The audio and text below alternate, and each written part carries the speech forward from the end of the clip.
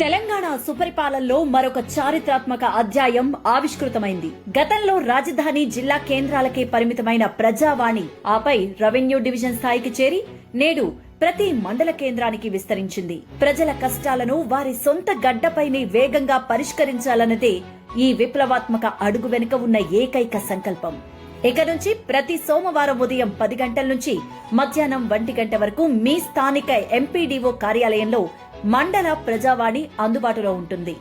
సమస్య ఏదైనా సుదీర్ఘ ప్రయాణాల భారం లేకుండా మీ సమీప మండల ఆఫీసులోనే నేరుగా వినతి పత్రాలు సమర్పించవచ్చు.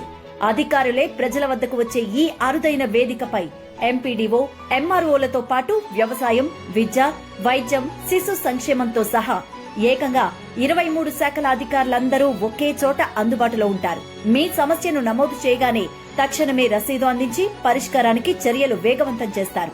పారదర్శకత కోసం ప్రతి ఎంపీడీఓ కార్యాలయంలో కంప్యూటర్, ఇంటర్నెట్ సౌకర్యాలతో ప్రత్యేక గ్రీవెన్స్ రిజిస్ట్రేషన్ కౌంటర్స్ ను ఏర్పాటు చేసింది రేవంత్ సర్కార్. మీ అర్జీలను నేరుగా ప్రజావాణి ఏకీకృత పోర్టల్లో అప్లోడ్ చేసి నిరంతరం పర్యవేక్షిస్తారు.